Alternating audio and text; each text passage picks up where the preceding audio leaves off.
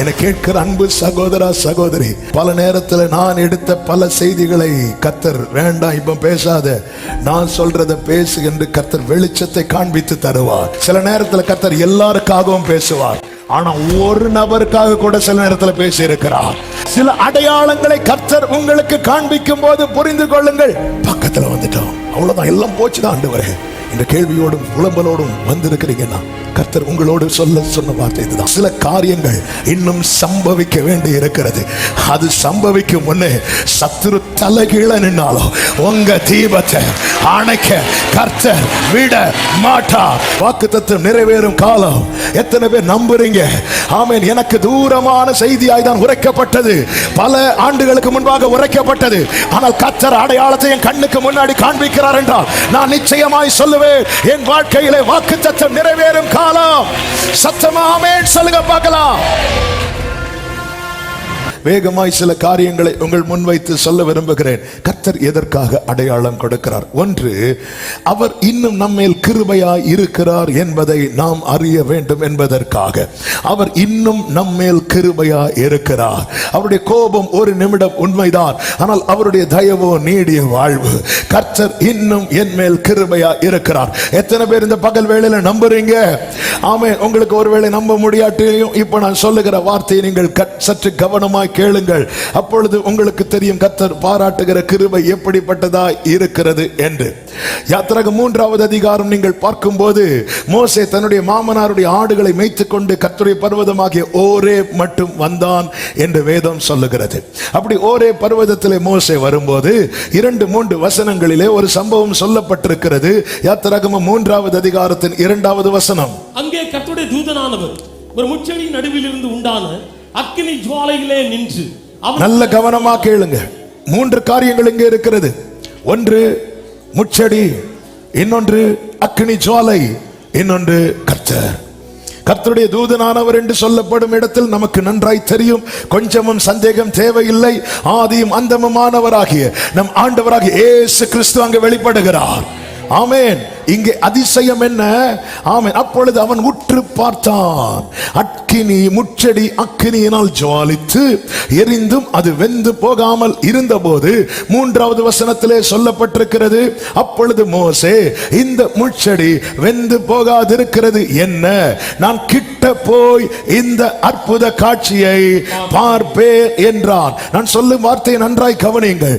இந்த மோசே 40 வருடத்துக்கு முன்பதாக எங்கே இருந்தானோ அங்கிருந்து தூரமாய் விலகி வந்து நிற்கிறான். தூரமாய் விலகி வந்து நின்ற மோசையை கர்த்தர் கிட்ட கொண்டு போகிறதற்காக ஒரு முட்செடியிலே அக்கினியை பற்றி எரிய வைக்கிறார்.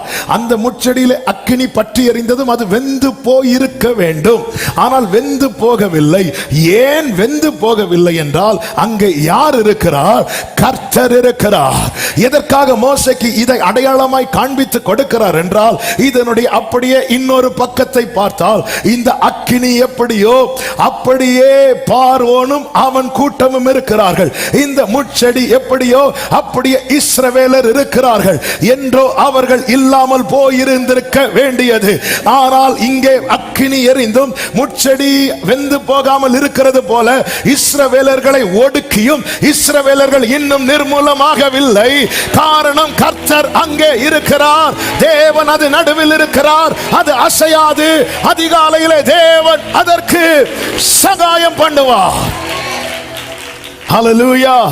நிர்மூலமாகாமல் காத்தார். இப்ப மோசே என்ன அடையாளம்? எதற்காக கர்த்தர் இதை காண்பிக்கிறார் தெரியுமா? இந்த முட்செடி வெந்து போகாதிருக்க காரணம் என்ன? இதை குறித்து உபாகம் 33 மோசே சொல்லுகிறார், எடுக்க வேண்டாம், முட்செடியில் எழுந்தருளினவருடைய தயை. அப்படியே இன்னொரு பக்கம் பார்த்தா இஸ்ரவேலர்கள் ஒடுக்கப்பட்டார்கள். யாத்திராகமம் 1வது அதிகாரம் 12வது வசனத்திலே சொல்லப்பட்டிருக்கிறது, ஆனாலும் அவர்களை எவ்வளவு ஒடுக்கினார்களோ அவ்வளவாய் அவர்கள் பலுகி பெருகினார்கள். ஆகையால் அவர்கள் இஸ்ரவேல் புத்திரரை குறித்து நன்றாய் புரிந்து கொள்ளுங்கள். 118வது சங்கீதம் 18 தாவீது ஒரு வார்த்தை சொல்லுவார், என்னை சாவுக்கு ஒப்பு கொடுக்கவில்லை. இந்த முட்செடி ஏன் வெந்து போகவில்லை? ஒரே வேர்டு, கர்த்தர் நின்று இந்த அக்கினிக்கு இந்த முச்செடியை ஒப்பு கொடுக்கவில்லை. இஸ்ரவேலரை எகிப்தியர் ஒடுக்கினாங்க, நிர்மூலமாக்கினாங்க. எகிப்தியனுடைய டார்கெட் என்ன? இவன் இந்த தேசத்தை விட்டு போயிடக்கூடாது. இந்த தேசத்தை விட்டு போனா அவன் சுதந்திரித்து விடுவான். இவன் சுதந்திரிச்சிடக்கூடாது, இவன் பலுகி பெருகக்கூடாது, இவன் நம்ம எதிர்த்து விடக்கூடாது. இதற்காக ஒடுக்கினார்கள். ஆனால் எவ்வளவு ஒடுக்கியும் அவர்கள் நிர்மூலமாகவில்லை. ஏன்? கர்த்தர் ஒப்பு கொடுக்கவில்லை. இந்த பகல் வேளையிலே கர்த்தர் எனக்கு செய்வார் என்பதற்கு எனக்கு காண்பிக்கிற அடையாளம் என்ன என்று யாராவது கேட்டீங்கன்னா, வீட்டில் போய் கண்ணாடியை பாருங்க. உங்களுக்கு அடையாளமாக கர்த்தர் உங்களையே நிர்மூலமாகாமல் நிற்க வைத்து, இந்த வார்த்தை கர்த்தர் என்னோடு தான் தீர்க்க தரிசனமாய் பேசுகிறார் என்று சொல்லுகிற உள்ளங்களுக்காக நான் ஆண்டவரை ஸ்தோத்திரிக்கிறேன். இனி ஒரு அடையாளம் அல்ல, இனி ஒரு அடையாளம் அல்ல, ஏதோ ஒரு அடையாளம் அல்ல. மோசே, இந்த முட்செடி வெந்து போகாதத நீ எப்படி கிட்ட வந்து பாக்குறியோ, அதே போல நான் இன்னொரு இடத்துக்கு ஒன்னு அனுப்புறேன் வா, எகிப்துக்கு ஒன்னு அனுப்புறேன் வா. மோசே மாமனார் கிட்ட என்ன சொல்லுவாரு? அவங்க உயிரோடு இருக்கிறாங்களான்னு பார்த்துட்டு வாரேன். இஸ்ரவேலர்கள் ஒடுக்கப்பட்டார்கள், ஆனால் நிர்மூலமாகவில்லை. ஏன்? வாக்கு தத்தம் இருக்கிறது. ஆபிரகாம், ஈசாக்கு, யாக்கோபு என்பவர்களோடு கர்த்தர் ஆணையிட்டு சொன்ன வார்த்தை இருக்கிறது. நம் கண்கள் கண்ட பெரிய சோதனைகள் எத்தனை! நான் சொல்லுகிற வார்த்தை எல்லாராலும் உணர முடியுமான்னு தெரியல. ஆனால் மரணத்தை ஃபேஸ் டு ஃபேஸ் சந்தித்த பலர் இங்கே இருக்கிறீர்கள். சில ஆக்சிடென்ட் ஃபேஸ் டு ஃபேஸ், சில பலவீனங்கள் ஃபேஸ் டு ஃபேஸ், சில படுக்கை என்பது அப்படிப்பட்டது, சில தற்கொலை எண்ணங்கள் மரணத்துக்கும் நமக்கும் ஓரடி தூரம் மாத்திரம் இருந்த. ஆனாலும் இன்னும் நிர்மூலமாகாதிருக்க காரணம் என்ன? உன் மேல என்னைக்கோ கர்த்தர் ஒரு வார்த்தையை விதைத்து விட்டார். நம்புறவங்க மட்டும் கைகளை தட்டி தேவனுக்கு மகிமை. ஆமென் சொல்லுங்க பார்க்கலாம். ஹல்லேலூயா. எசாயா 1வது அதிகாரத்திலே 9வது வசனத்திலே இப்படி சொல்லுகிறான், சேனைகளின் கர்த்தர் நமக்கு கொஞ்சம் மீதியை வைக்காதிருந்தாரானால் நாம சோதோமை போலாகி கொமோராவுக்கு ஒத்திருப்போம். அவருடைய கோபம் மட்டும் நம்ம மேல் பற்றி எறிந்தால், சோதம் குமரா தெரியும்ல, அந்த இடத்துல இன்னைக்கு வரைக்கும் ஒண்ணும் பண்ண முடியாது. காரணம், தேவ கோபம் அப்படிப்பட்ட அந்த கோப கலசம் அதன் மேல் ஊற்றப்பட்டது. அக்கினி அப்படியே இறங்கினது, சுட்டரித்து சாம்பலாக்கினது. பூமியின் அடிவேர் வரைக்கும் இல்லாதபடிக்கு கருகி பாழாய் போகும்படிக்கு, அந்த இடத்துல தலைமுறைகள் வாசம் பண்ண கூடாதபடிக்கு பாழாய் போகும்படிக்கு தேவ கோபம் பற்றி எறிந்தது. ஆண்டவர், எங்கள் கிரியைகள் எங்கள் செயல்கள் எல்லாமே உம்மை கோபப்படுத்தினதா இருக்கிறது. இன்னமும் தப்பி இருக்கிறோம். கர்த்தர் அதை தான் ஆண்டவர் கைவிட்டாரோ, ஆண்டவர் மறந்தாரோ? அதனாலதான் என் கண் இவ்வளவு பெரிய சோதனைகளை காண்கிறது என்ற வேதனையோடு. அவ்வளவுதான், எல்லாம் போச்சுதான் ஆண்டவரே என்ற கேள்வியோடும் புலம்பலோடும் வந்திருக்கிறீங்கன்னா, கர்த்தர் உங்களோடு சொன்ன வார்த்தை இதுதான், இன்னும் கிருபை செய்கிறார், இன்னும் கிருபை செய்கிறார், இன்னும் கிருபை செய்கிறார். எசேக்கியேல் 20:8-9 வசனங்கள். அவர்களோ என் சொல்லை கேட்க மனதில்லாமல் எனக்கு விரோதமாய் ரெண்டகம் பண்ணினார்கள். தங்கள் கண்களால் நோக்கின, நல்ல கவனி, அவர் தங்கள் கண்களால் நோக்கின அருவருப்பை தள்ளி போடாமலும் சிலதை விடாமலே இருந்தார்கள். தள்ளி போடல, சான்ஸ் கொடுக்கிறார், இதை தள்ளி போட்டு, சான்ஸ் கொடுக்கிறார், இதை விட்டு. இவங்க விடாமலே இருந்தார்கள். ஆதலால் தேசத்தின் நடுவிலே என் கோபத்தை அவர்களிலே தீர்த்து கொள்ளும்படிக்கு என் உக்கிரத்தை ஊற்றுவேன் என்றேன். உண்மையா இஸ்ரவேலர்கள் எங்கே மடிந்திருக்கணும் தெரியுமா? எகிப்திலே மடிந்திருக்கணும், எகிப்திலே இல்லாம இருந்திருக்கணும், அந்த பாவத்திலே அந்த அடிமைத்தனத்திலே இல்லாமலா இருந்திருக்க வேண்டும். ஆனால் அப்படி ஊற்றுவேன் நினைக்கும் போதுதான் ஆகிலும் நான் என்னை வாசிக்கிறேன், நான் என்னை இவர்களுக்கு வெளிப்படுத்தி இவர்களுக்கு முன்பாக என் நாமம் பரிசுத்த குலைச்சலாகாதபடிக்கு இவர்களை எகிப்து தேசத்திலிருந்து புறப்பட பண்ணி என் நாமத்தின் நிமித்தம் கிருபை செய்தேன். இந்த இடத்திலெல்லாம் என் மேல அந்த கோப கலசம் ஊற்றப்பட வேண்டுமோ அந்த இடத்திலெல்லாம் கிருபை செய்ததுனால மட்டும்தான் தப்பி இருக்கிறோம். எனவேதான் புலம்பல் 3 எரேமியா சொல்லுகிறார், நாம் நிர்மூலமாகாதிருப்பது கர்த்தருடைய கிருபை. ஆமென். எத்தனை பேர் இந்த காலை வேளையில சொல்ல முடியும், நான் நிர்மூலமாகாதிருப்பது கர்த்தருடைய கிருபை? அவர்கள் மாத்திரம் வலது கரத்தை உயர்த்தி ஆமென் சொல்லுங்க பார்க்கலாம். இதே எசேக்கியேல் 20:17 கர்த்தர் சொல்லுகிறார், ஆகிலும் அவர்களை அழிக்காதபடிக்கு என் கண் அவர்களை தப்ப விட்டது. ஹல்லேலூயா. என் கண் உம்மழகான கண்கள் என்னை கண்டதாலே முடிந்ததென்று நினைத்த நான். ஆண்டவரே, என் வாழ்க்கையில நீங்க செய்வீங்கிறத நான் எப்படி ஆண்டவரை நம்ப என்ற கேள்வியோடு யாராவது இருப்பீங்கன்னா, ஆமென்.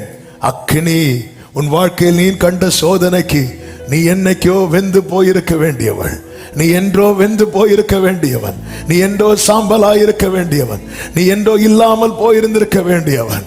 எனவேதான் தாவீது தன் வேதனையின் உச்சத்தில், வேதனையின் மிகுதியில் இப்படி பாடுகிறார், நான் இனி இராமல் போகும் முன்னே தேறுதல் அடையும்படிக்கு என்னிடத்தில் பொறுமையாயிரும் என்று 39வது சங்கீதம் கடைசி வசனத்திலே சொல்லுகிறார்.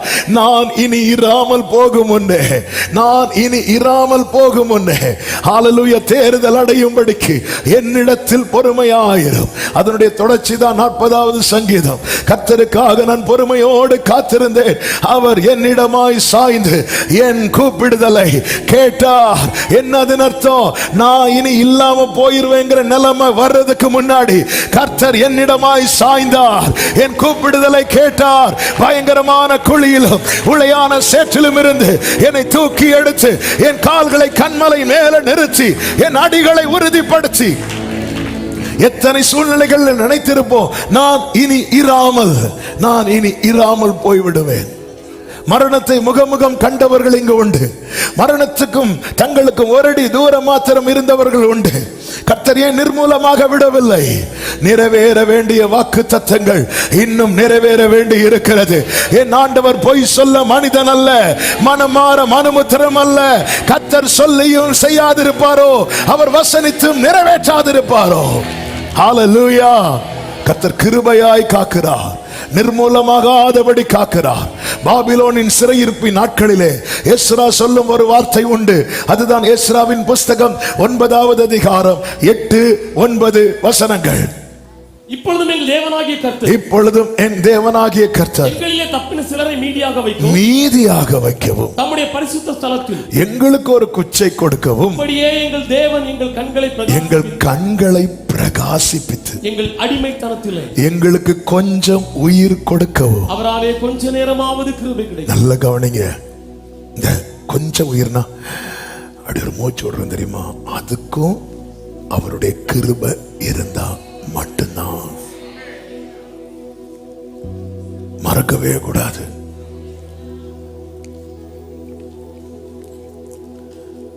அதாவது கிருபையை தர்றது அவர். ஆமே, மரத்தை வச்சு தண்ணி ஊத்துறோம், அந்த மரம் வளர்ந்து எதுக்கு என்ன வளர்த்தி என்ன போட்டு இல்லை, வளர்த்துறவருக்கு தெரியும்.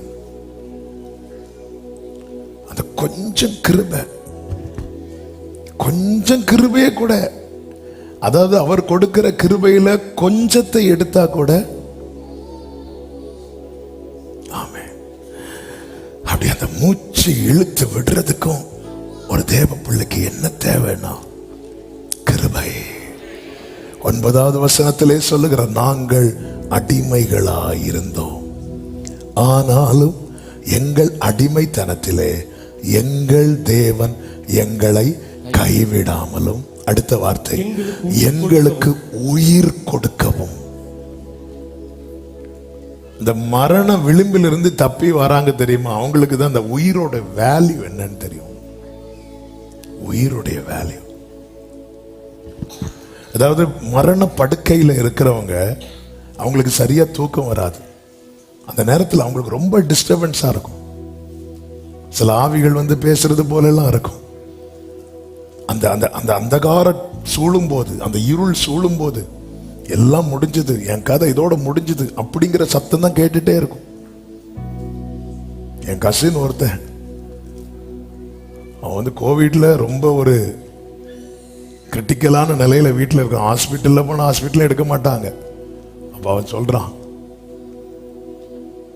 நைட் 2 மணிக்கு யாரோ என் கால் மாட்டில் வந்து உட்காந்துருந்து வா போலாம் வா போலான்னு சொல்ற மாதிரியே இருந்து, நான் கண்ணை திறக்கவே இல்லை, வந்து அப்படியே இருந்துடா, அப்படியே இருந்து. நம்ம சிரிச்சுட்டு சொல்றோம், எத்தனை அந்த அந்த அந்த அந்த அதாவது இந்த மூச்சு விட்டா மரணம். 2 வருஷத்துக்கு முன்னாடி நினைக்கிற ஒரு சகோதரரை குறித்த ஒரு ஜெப குறிப்பு வந்தது. தெரிந்த சகோதரன் தான். அதாவது அவர் வந்து ஆல்மோஸ்ட் டெட். என்னன்னா இன்னும் ஒரு வாந்தி எடுத்துட்டாருன்னா ஆல் அவுட். அப்படி இன்னும் ஒரு வாந்தி எடுத்துட்டாருன்னா அப்படி ஒரு கண்டிஷன்ல ஹாஸ்பிட்டல் இருக்கிறார். கிருபையாய் கர்த்தர் ஜீவனை கொடுத்து இன்னைக்கு ஜீவனோடு இருக்கிறாங்க. அப்போ அந்த நேரத்தில் ஆல்ரெடி அவர் வாந்தி எடுத்துட்டு இருக்கிறார். எல்லாம் போச்சு. இப்போ அந்த உயிர் வந்து அப்படி பிடிச்சிட்டு இருக்கு. அப்போ டாக்டர் சொல்றாங்க, இன்னும் ஒரு வாந்தி எடுத்துட்டாருன்னா ஆல் அவுட். அந்த நேரத்தில் செபம்லாம் எப்படி ஓடி இருக்கும், அவருக்கு எப்படி இருந்திருக்கும். ஏன்னா காலையில வாந்தி எடுத்திருக்கிறார், முந்தின நாள் வாந்தி எடுத்திருக்கிறார். மத்தியானம் வந்து அவர் ரிப்போர்ட்லாம் பார்த்துட்டு சொல்றாங்க, இன்னும் ஒரு வாட்டி ஒரு வாந்தி எடுத்துறாருன்னா ஆல் அவுட் ஆயிடுவார். அதோட எல்லாம் முடிஞ்சு. அந்த மரண விளிம்பு இங்கே சொல்றாங்க. அந்த விளிம்பில் இருந்ததுனால தான் சொல்றாங்க, அந்த கொஞ்சம் கிருபை எனக்கு, என் மேல கோவம் தான் அவருக்கு இருந்தாலும் அந்த சைட்ல கொஞ்சம் கிருபை. திட்டுறாரு, கூட்டத்தில் வச்சு திட்டுறாரு, தனியா கூட்டுட்டு போய் போட்டுறா விடுறா அப்படிங்கிறாரு. ஏன் ஏன் அங்க சொல்லப்பட்டிருக்கிறது, நாங்கள் எங்கள் தேவனுடைய ஆலயத்தை எடுப்பித்து பாழாய் போன அதை புதுப்பிக்கும் படிக்கும். அதன் அர்த்தம் என்ன? எங்க மேல காட்ஸ் பிளான் இருக்கிறது, எங்க மேல தேவனுடைய திட்டம் இருக்கிறது. இந்த பகல் வேளையில நீங்க யாரா இருந்தாலும் சரி, மரண விளிம்பிலிருந்து தப்புவிக்கப்பட்டு இன்னைக்கு தேவ சமூகத்தில் இருக்கிறீர்கள் என்றால் உங்க மேல தேவ திட்டம் இருக்கிறது. நீங்க இன்னும் கர்த்தருடைய கிருபைக்குள்ளே தான் இருக்கிறீர்கள். ஆமென் சொல்றவங்க நல்ல கைகளை தட்டி ஹல்லேலூயா. அதனாலதான் தயை கிடைக்க செய்தார் என்று சொல்லப்பட்டிருக்கிறது. ஆமென். என்ன அடையாளம்? இன்னும் நிர்மூலமாகவில்லை, இன்னும் நிர்மூலமாகவில்லை. இரண்டாவது, கர்த்தர் எதற்காக இந்த அடையாளத்தை காண்பிக்கிறார் என்றால், நன்றாய் புரிந்து கொள்ளுங்கள். நாம் வாசித்த நம்முடைய அந்த வாக்குத்தத்த வசனத்திலே ஒரு அடையாளம் சொல்லப்பட்டிருக்கிறது. என்ன அடையாளம் சொல்லப்பட்டிருக்கிறது? ஆண்டவர் தாமே உங்களுக்கு ஒரு அடையாளத்தை கொடுப்பார். என்ன அடையாளம்? இதோ ஒரு கன்னிகை கர்ப்பவதியாகி ஒரு குமாரனை பெறுவாள். அவருக்கு இம்மானுவேல் என்று பெயரிடுவாள். இந்த சம்பவம் நமக்கு தெரியும். நல்ல கவனிங்க. இயேசு கிறிஸ்துவை குறித்த தீர்க்க தரிசன வார்த்தை. சிருஷ்டிப்பின் ஆரம்பத்திலே ஆதாம் ஏவாள் பாவம் செய்து வெளியே துரத்தப்படும் நேரத்தில் சர்ப்பத்தை பார்த்து, பிசாசின் ஸ்தானாபதியாய் வந்து நின்ற சர்ப்பத்தை பார்த்து கர்த்தர் ஒரு வார்த்தையை உரைப்பார். அந்த வார்த்தை தான், உன் வித்துக்கும் உனக்கும் ஸ்திரீக்கும் உன் வித்துக்கும் அவள் வித்துக்கும் பகை உண்டாக்குவேன் என்று ஆதியாகமம் 3:15 சொல்லுகிறார். உன் வித்துக்கும் அவள் வித்துக்கும் பகை உண்டாக்குவேன். யாரை குறித்த தீர்க்க தரிசன வார்த்தை? இயேசுவை குறித்த. இயேசு வெளிப்படுவதற்கு 3000 ஆண்டுகளுக்கு முன்பதாக, 3000 ஆண்டுகள் உலகம் தோன்றி, உலகத்தை கர்த்தர் பூமி வானத்தை பூமியும் சிருஷ்டித்து எல்லாவற்றையும் ஒழுங்கும் கிரமமாக்கி நிறைவாக்கி, அதிலிருந்து 4000 வருடம் கழித்து இயேசு இந்த பூமியில வருகிறார். அதாவது இன்றிலிருந்து 2000 வருடங்களுக்கு முன்பதாக. அப்ப இயேசு பிறப்பதற்கு 3000 வருடத்துக்கு முன்பதாகவே உரைக்கப்பட்ட தீர்க்க தரிசன வார்த்தை. உன் வித்துக்கும் ஸ்திரீயின் வித்துக்கும் பகை உண்டாக்குவேன். வேதத்திலே பார்க்கிறோம், இஸ்மவேலை குறித்து கர்த்தர் ஆபிரகாமோடு சொல்லும் போது அவன் உன் வித்தாய் இருக்கிறான் என்று ஆபிரகாமுக்கு சொல்லுகிறார்.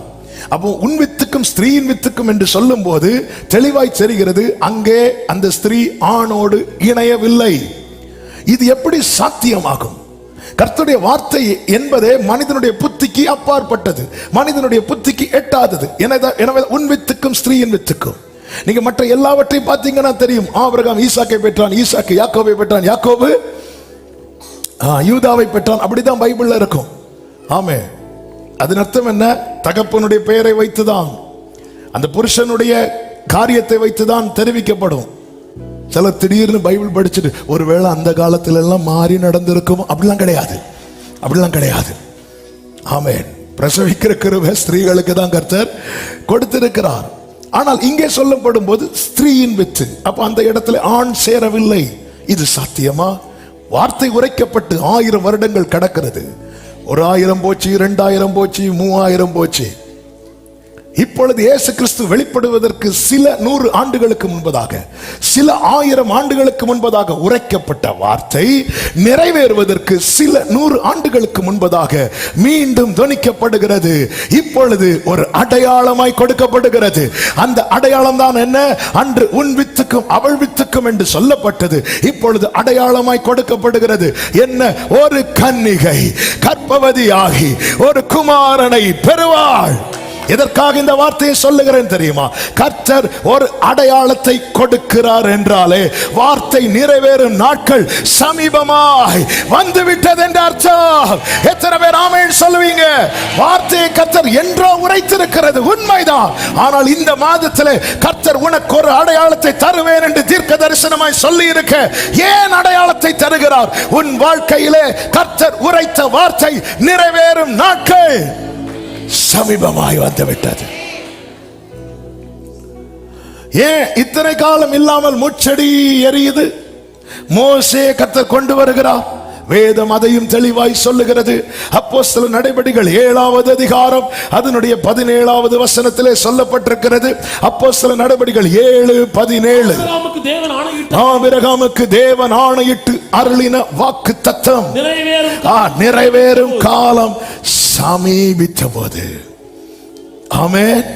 அப்ப அடையாளம் வருதுனாலே புரிஞ்சுக்கோங்க, பக்கத்துல வந்துட்டு. ஆமென். பக்கத்துல பார்த்து சொல்லுங்க, பக்கத்துல வந்துட்டு, பக்கத்துல வந்துட்டு, நெருங்கி வந்துட்டு. என்ன நெருங்கி வந்துட்டு? டைம் நெருங்கி வந்துட்டு. கொஞ்சம் தூங்காதீங்க, சீக்கிரம் முடிச்சிடும். பக்கத்துல வந்துட்டு. அப்படி இல்லை. ஆமென். வாக்குத்தத்தம் நிறைவேறும் காலம். எத்தனை பேர் நம்புறீங்க? ஆமென். எனக்கு தூரமான செய்தியாய் தான் உரைக்கப்பட்டது, பல ஆண்டுகளுக்கு முன்பாக உரைக்கப்பட்டது.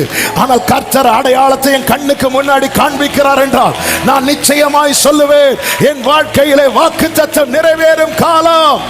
சத்தமா ஆமென் சொல்லுங்க பார்க்கலாம். ஹல்லேலூயா, ஹல்லேலூயா, ஆமென். ஆண்டவராக இயேசு கிறிஸ்துவினிடத்தில் சீஷர்கள் கேட்டாங்க, ஆண்டவரே, உலகத்தின் முடிவுக்கும் உம்முடைய வருகைக்குமான அடையாளம் என்ன? கர்த்தர் அநேக காரியங்களை சொல்லிவிட்டு இப்பொழுது சீஷர்களை பார்த்து சொல்லுகிறார். மத்தேயு 24வது அதிகாரம் 32, 33, 34 வசனங்களிலே 32 கர்த்தர் இப்படி சொல்லுகிறார். அத்தி மரத்தினால் ஒரு உவமையை கற்றுக்கொள்ளுங்கள். இளங்கிளை தோன்றி துளிர்விடும் போது வசந்த காலம் சமீபமாயிற்றென்று அறிவீர்கள். உங்களுக்கு தெரியும், வறட்சி காலத்துல இலை உதிர்ந்து இருக்கும், அதை பார்த்தாலே தெரியும். ஆனா இப்ப திடீரென்று இளங்கிளை தோன்றுகிறது, துளிர் விடுதுனாலே கிளைமேட் சேஞ்ச் ஆகுது.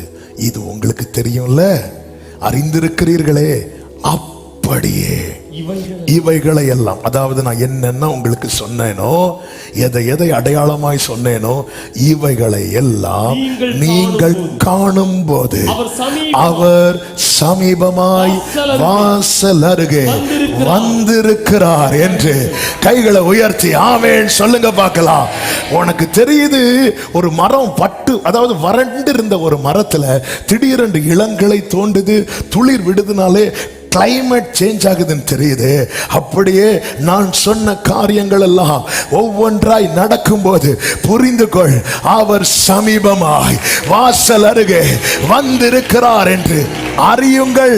சொல்லிவிட்டு அடுத்த வார்த்தை சொல்லுவார், இவைகளெல்லாம் இவைகளெல்லாம் சம்பவிக்கும் முன்னே இந்த சந்ததி ஒளிந்து போகாதென்று மெய்யாகவே நல்ல கைகளை தட்டி ஆமென் என்று சொல்லி இவைகளெல்லாம் சம்பவிக்கும் முன்னே, ஹalleluya, இவைகளெல்லாம் சம்பவிக்கும் முன்னே இந்த சந்ததி ஒளிந்து போகாது. யோபுக்கு ஜீவனை தொற்றாதேன்னு கர்த்தர் சாத்தான்கிட்ட சொல்ல காரணம் என்ன? அவனுக்குள்ள வேர்ட் இருக்கு. ஹalleluya, ஹalleluya. அதுதான் யோபு சொல்லுகிறார், எனக்கு வேண்டிய ஆகாரத்தை பார்க்கலாம் உம்முடைய வார்த்தையை நான் காத்து கொண்டேன். அவன் உயிரில் கை வச்சிடாத, ஏன் உள்ள வேர்டு இருக்கு, வார்த்தை இருக்கிறது, வார்த்தை இருக்கிறது. இதற்காக உங்களை அழைத்து கொண்டு வந்து உட்கார வைத்து தேவன் விளம்பிக் கொண்டிருக்கிறார், விளம்பிக் கொண்டிருக்கிறார், விளம்பிக் கொண்டிருக்கிறார்.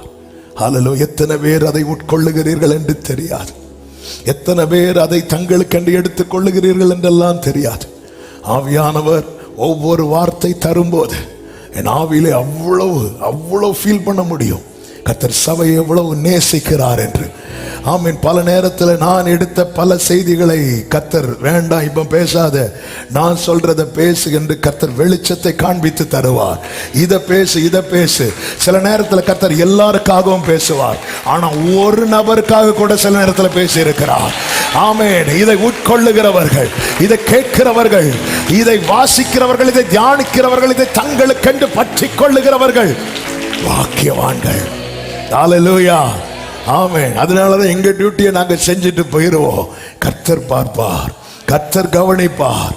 ஹalleluya. இவைகள் எல்லாம் சம்பவிக்கும் முன்னே என கேட்கிற அன்பு சகோதரா சகோதரி, உங்க வாழ்க்கையில சில காரியங்கள் இன்னும் சம்பவிக்க வேண்டி இருக்கிறது. அது சம்பவிக்கும் முன்னே சத்துரு தலைகீழ நின்னாலும் உங்க தீபத்தை அணைக்க கர்த்தர் விட மாட்டார். என்னோடு தான் கர்த்தர் தீர்க்க தரிசனமா பேசுறார்னு சொல்லுகிறவர்கள் மட்டும் ஆர்ப்பரிப்போடு இவைகளெல்லாம் சம்பவிக்கும் சொல்லிட்டு 35 அடுத்து அடிக்கிறார் பாருங்க, வானமும் பூமியும் ஒளிந்து போகும், என் வார்த்தைகளும் ஒளிந்து போவது இல்லை. ஆமென் சொல்லுங்க. உங்க கைகள் கூறுகவில்லை, உம்மா சத்தமாய் உங்க கைகள்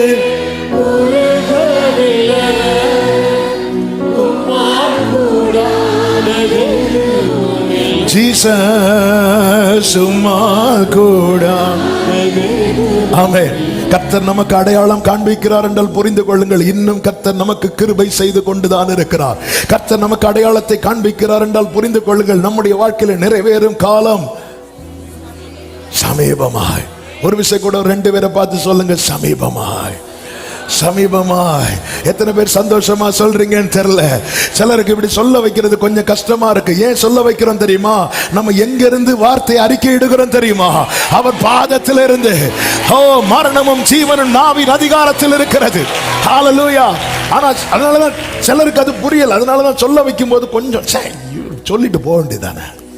இனி இப்ப திருமணம், சிரிக்கணும், கையை கொடுக்கணும், அடுத்து கையை எடுக்கணும், அதுக்குள்ள மீட்டிங் முடியும். சிலர் இப்படி இருந்துட்டே கை கொடுப்பாங்க. எதுக்கு சொல்ல வைக்கிறோம்? எங்க சொல்ல வைக்கிறோம்? வேதம் சொல்லுகிறது, நம்பிக்கையை அறிக்கை இடுகிறது அசைவில்லாமல் உறுதியா இருக்க கடவுள். வாக்கு தத்தம் பண்ணினவர் உண்மையுள்ளவராயிருக்கிறார். ஆமென் சொல்லுங்க பார்க்கலாம். சத்தம் ஆமென் சொல்லுங்க. சில அடையாளங்களை கர்த்தர் உங்களுக்கு காண்பிக்கும் போது புரிந்து கொள்ளுங்கள், பக்கத்துல வந்துட்டோம். ஹalleluya. மூன்றாவதாக எதற்காக அடையாளத்தை காண்பிக்கிறார் தெரியுமா? நாம் நம்பும்படியாய், நாம் நம்பும்படியாய்.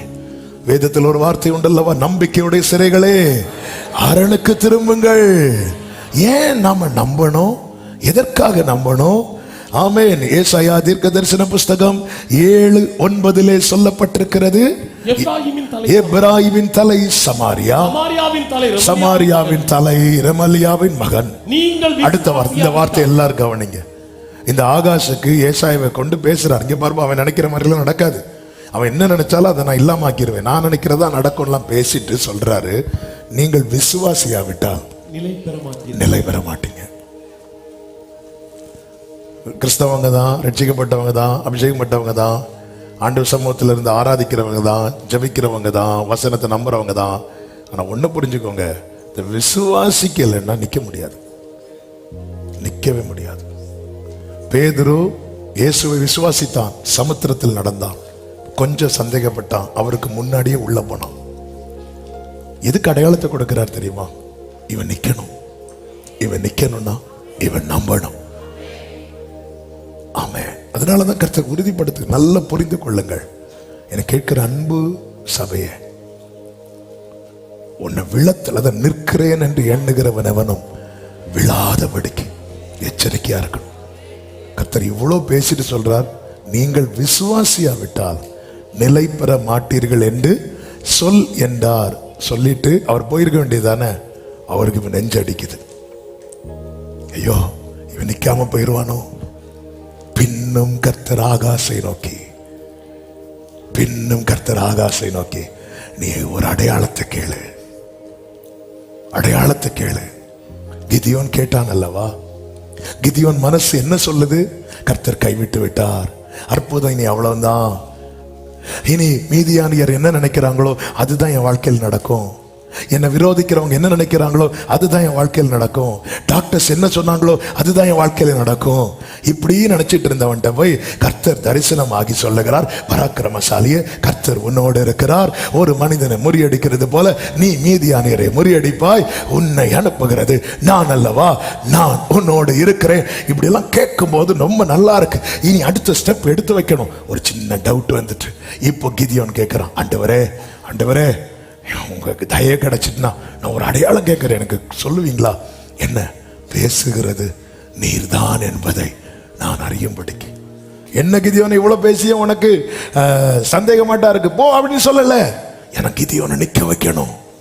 கிதியோன் வாழ்க்கையில மீதியானியர் நினைக்கிறது நடக்க கூடாது, கர்த்தர் நினைக்கிறது நடக்கணும். என கேட்கிற அன்பு உள்ளமே, உங்க வாழ்க்கையில சத்துரு நினைக்கிறது நடக்க கூடாது, நீங்க எவ்வளவு நினைக்கிறீங்களோ அதை விட கர்த்தர் நினைத்திருக்கிறார், கர்த்தர் நினைத்திருக்கிறார். இவன் எப்பொழுது சாவா, இவன் பேர் எப்பொழுது அழியும், இவன் எப்படி எழும்புவான் பார்ப்போம், இவனெல்லாம் எங்களுக்கு தலைவனை வைத்தது யார், இப்படி எல்லாம் சுத்தி இருக்கிறவங்க சொல்லுவாங்க. அதெல்லாம் அடிச்சு பிரேக் பண்ணி கர்த்தர் உங்களை நிறுத்த விரும்புகிறார். அதனால சொல்ல, நீ விசுவாசிக்கலன்னா நிக்க மாட்டேன். அப்ப நான் விசுவாசிக்கிறதுக்கு என்னாண்டு பண்ண அடையாளத்தை கேளு, நான் உனக்கு அடையாளத்தை கொடுக்கிறேன். இஸ்ரவேலரை நம்ப பண்ணும்படிக்கு முதல்ல மோசையை நம்ப வைக்கணும். மோசையை நம்ப வைக்க கர்த்தர் 1 by 1 அடையாளத்தை கொடுக்கிறார். யாத்திராகமம் 4வது அதிகாரம் நீங்கள் கவனித்தீர்களானால் தெரியும். 4வது அதிகாரத்துல 5வது வசனம். ஆமேன். முதல்ல கோலை போட்டு பாம்பை எடுக்க வச்சுட்டு சொல்றாரு, அவர்கள் நம்புவதற்கு இதுவே அடையாளம். அடுத்து கையை பாக்கெட்டுக்குள்ள ஓட்டு எடுக்க வச்சுட்டு 8வது வசனத்தை வாசியுங்கள். முந்தின அடையாளத்தை அவர்கள் கண்டு உன்னை நம்பாமலும் பிந்தின அடையாளத்தை கண்டு நம்புவார்கள். அப்போ அடுத்த அடையாளம், அடுத்த வசனத்தை வாசிங்க. இவ்விரண்டு அடையாளங்களையும் நம்பாமலும் வாக்குக்கு செவிகொடாமலும் இருப்பார்களானா என்ன சொல்லி இருக்கணும்? இந்த ரெண்டையும் கண்டு நம்பலன்னா எக்கேர் கட்டு போன்னு சொல்லிட்டு மோசே நீ வந்துரு அப்படிதானே சொல்லி இருக்கணும். ஆனா ஆண்டவர் சொல்றாரு, அப்பொழுது நீ இந்த நதியின் தண்ணீரை மொண்டு நிலத்தில் ஊற்று. அப்ப அடுத்த அடையாளம். ஏன்? எப்படியாவது இவளை நம்ப வச்சிடணும்,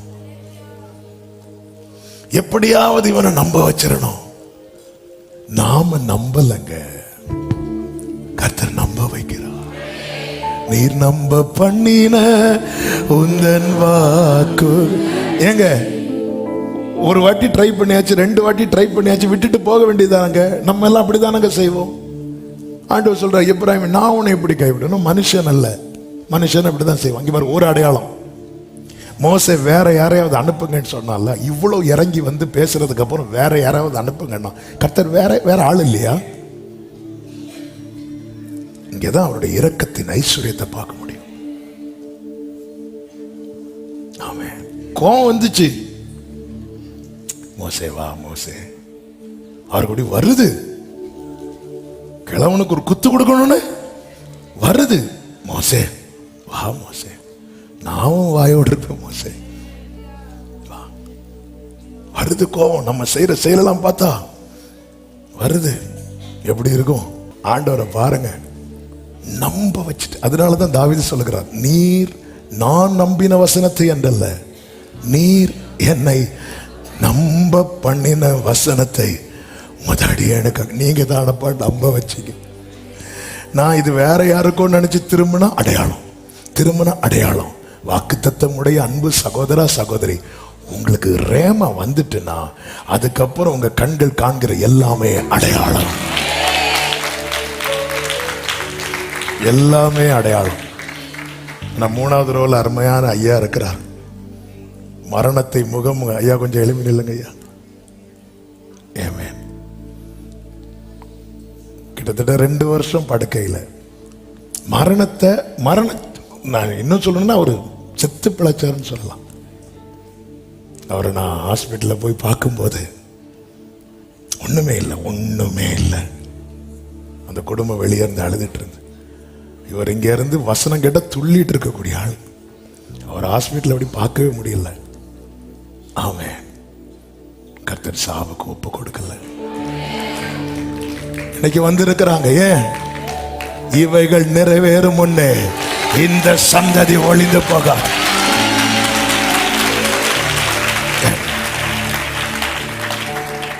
ஹல்லேலூயா, ஹல்லேலூயா. போன வெள்ளிக்கிழமை வந்தாங்க, எனக்கு கையும் ஓடலை காலம் ஓடலை.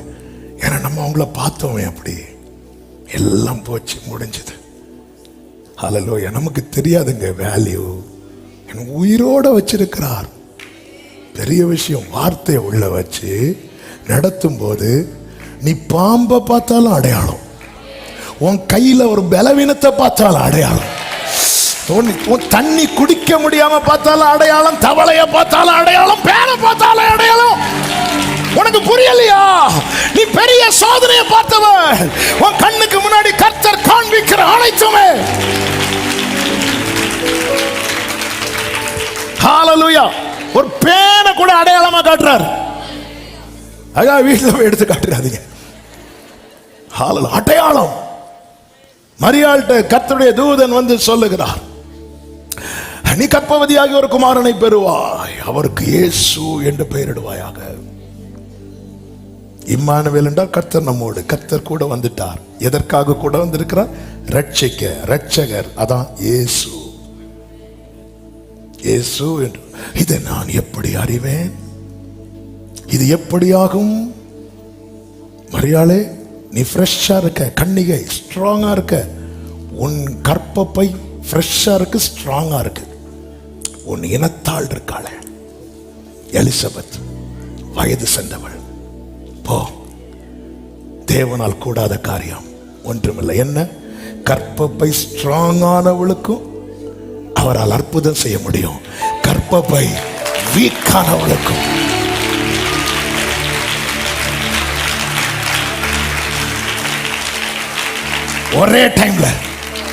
ஒரே டைம்ல பலமுள்ளவன் பலனற்றவன், பலமுள்ளவன் பலனில்.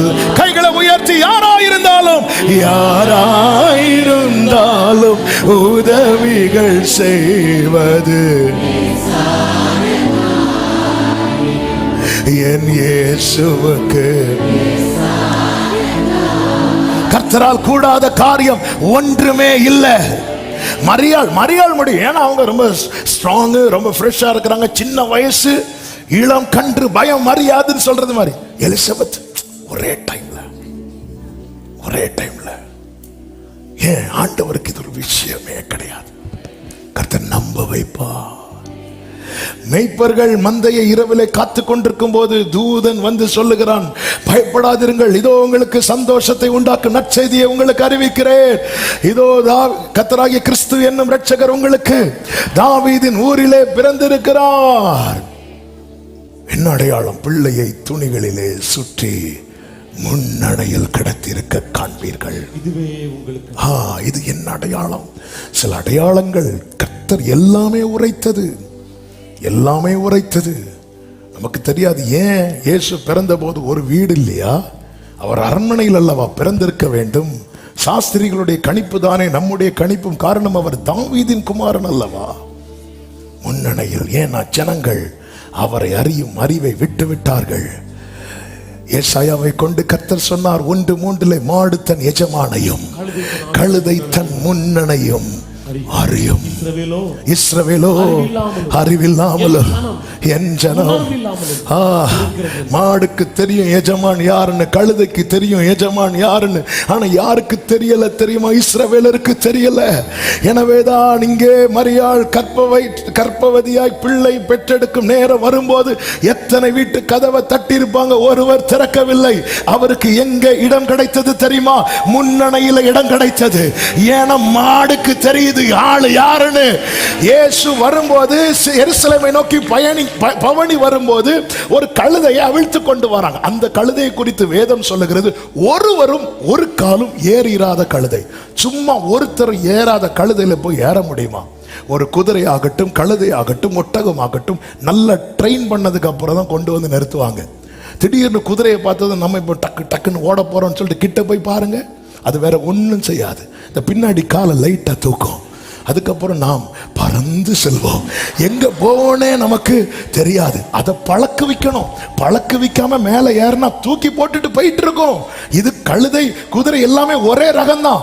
ஒருவரும் ஒரு காலம் ஏறிராத கழுதை மேல இயேசு ஏறி அமர்ந்ததும் அந்த கழுதை டிஸ்டர்ப் ஆகல, அந்த கழுதை தட்டி விடல. ஏன்? கழுதைக்கு எஜமான் யாருன்னு தெரியும், மாடுக்கு எஜமான் யாருன்னு தெரியும். சபையே, கழுதைக்கு தெரியுது, மாடுக்கு தெரியுது. உனக்கு தெரியலையே அவர் யார் என்று? உனக்கு தெரிந்திருந்தா, ஜனமே உனக்கு தெரிந்திருந்தா அவரை நீ முன்னணையில கிடைத்திருப்ப. எல்லாமே முன்னமே பார்க்கிற. அதுதான் சொன்னேன், கர்த்தர் முன்னமே இன்னைக்கு பேசுறாருன்னா அதுல ஃபியூச்சர் இருக்கிறது, தலைமுறைகளுக்கான காரியம் இருக்கிறது. மாடுத்த நிஜமான அறியும். முன்னணையில மாட்டுக்கு புல்லு வைக்கக்கூடிய இடம். அப்போ அதுக்கு சாப்பாடு வைக்கிற இடத்தை இப்போ ஒதுக்கி பிள்ளைய கொண்டு வைக்கும் போது அது அமைதியா இருக்கு, அது டிஸ்டர்ப் ஆகல. தெரியும் தெரியும். ஹல்லேலூயா. பறவைகளுக்கு தெரியுதவர் யார் என்று, மிருகங்களுக்கு தெரிகிறது. ஆனால் இந்த ஜனத்தை எனக்கு என்று ஏற்படுத்தின இவர்கள் என் துதியை சொல்லி வருவார்கள் என்று சொன்ன ஜனமோ, ஆனாலும் யாக்கோபே நீ என்னை நோக்கி கூப்பிடவில்லை, நீ என்னை குறித்து மனம் சலித்து போனாயே என்று கர்த்தர் வேதனைப்படுகிறார். ஆமென். ஜனங்களுக்கு மட்டும் அவர் யாருன்னு தெரிஞ்சிருந்தா அவர் அரண்மனையில வச்சு இல்ல அழகு பார்த்திருப்பாங்க, கொண்டாடி இருப்பாங்க. விட்டுட்டாங்க.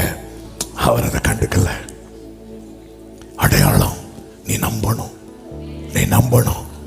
நம்பும்படிக்கு கர்த்தர் அடையாளத்தை காண்பிக்கிறார்.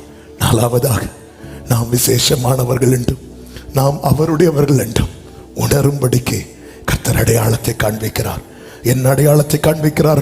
வேகமாய் வாசிக்கலாம். யாத்திராகமம் 12வது அதிகாரம் 23 முதல் வாசியுங்கள். கர்த்தர் எகிப்தியரை அதம் பண்ணுகிறதற்கு கடந்து வருவார். நிலையின் மேற்சட்டத்திலும் வாசலின் நிலைக்கால்கள் இரண்டிலும் அந்த இரத்தத்தை காணும்போது கர்த்தர் சங்காரக்காரனை உங்கள் வீடுகளில் உங்களை அதம் பண்ணுகிறதற்கு வரவிட்டாமல் வாசற்படியை விலகி கடந்து. அடுத்த அடையாளம் என்ன தெரியுமா?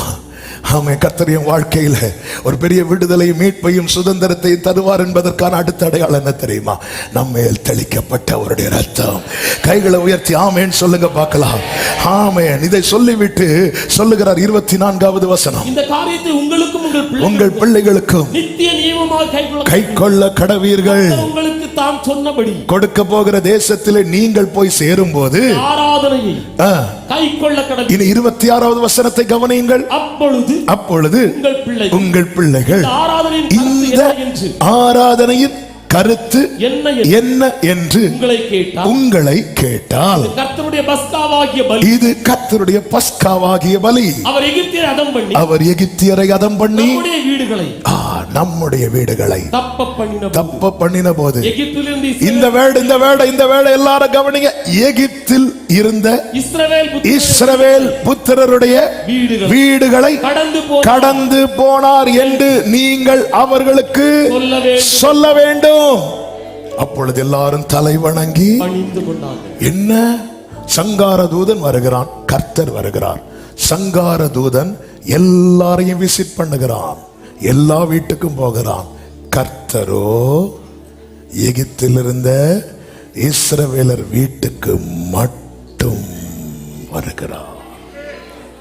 உன் பக்கத்தில் 1000 விழுந்தது, உன் வலதுபுறத்தில் 10,000 விழுந்தது. ஏன் நீ விழல தெரியுமா? நல்லா புரிந்து கொள்ளுங்க. இந்த எலெக்ஷன் டைம்ல அரசியல் தலைவர்கள்லாம் போவாங்க, ஜீப் மேல ஓப்பன் ஜீப்ல எப்படி நின்றுட்டு இடி வச்சுட்டு போவாங்க, எப்படி டாட்டா காட்டிட்டு. இப்படி அவர் போகல, தெரிந்தெடுக்கப்பட்டவங்க வீட்டுக்கு மட்டும்.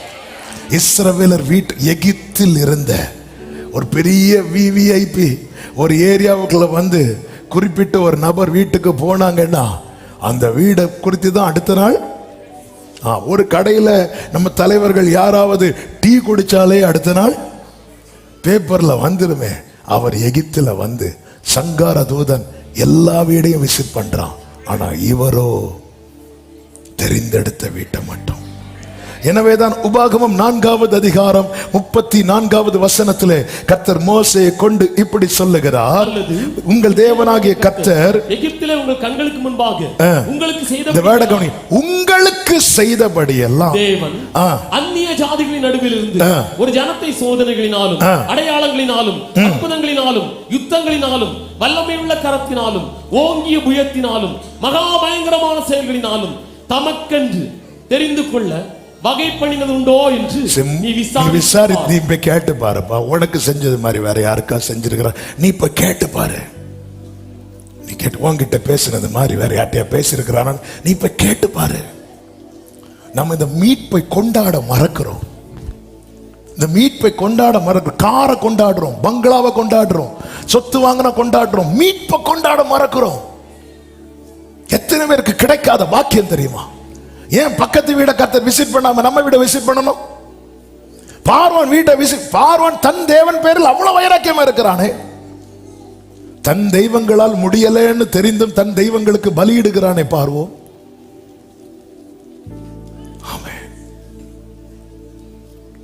தங்கள் தெய்வங்களால் முடியவில்லை என்று தெரிந்தும் பலியிடுகிறானே.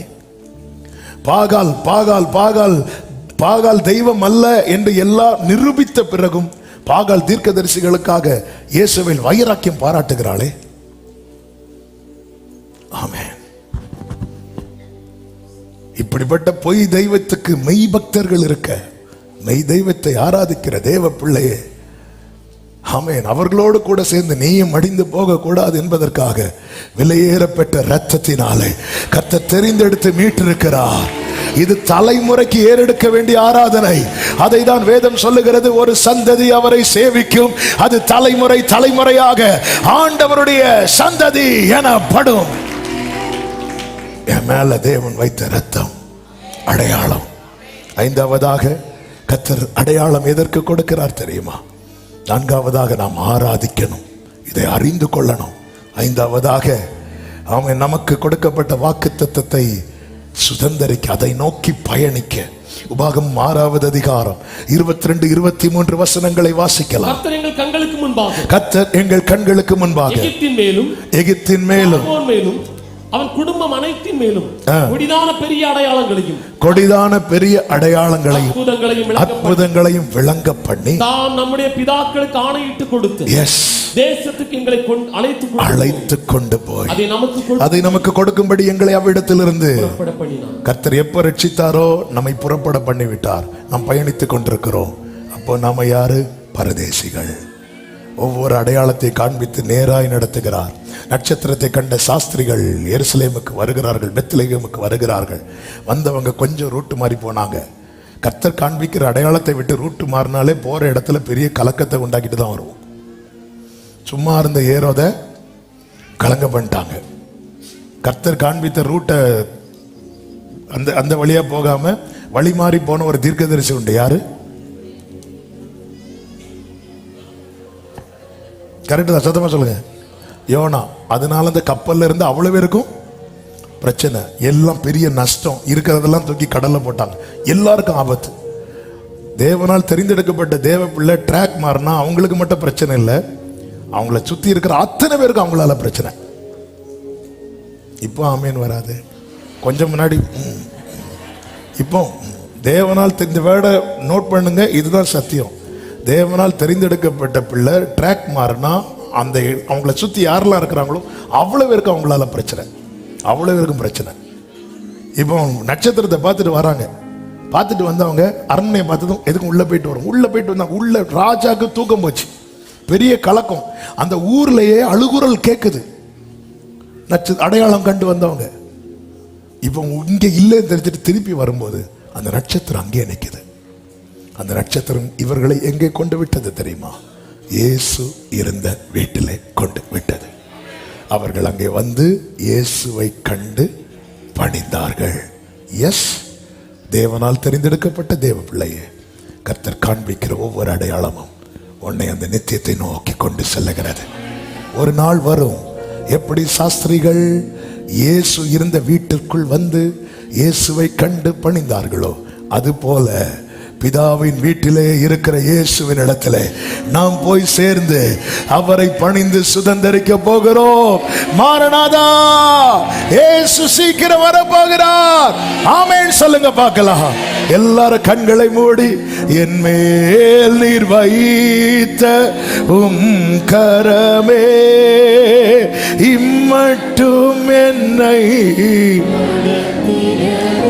ஆமென், என் மேல் நீர் வைத்தவும் கரமே இம்மட்டும் என்னை. கைகளை உயர்த்தி சொல்லுவோம். ஒன்றுமில்லா, ஆமென்,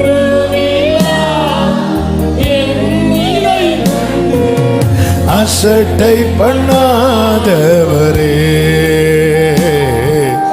அன்பால் எல்லாம் தந்தீரே, தயவால் பெற்றே. எஸ், தயவால் தயவால் பெற்றே. தலைமுறை தலைமுறையாய் தலைமுறை, இது ஆண்டவருடைய சந்ததி, இது ஆண்டவருடைய சந்ததி. ஓ முற்பிதாக்கள், எங்கள் பரிசுத்த தெய்வமே, அப்படியே கைகளை அசைத்து ஹalleluya பாடுவோம். ஹalleluya,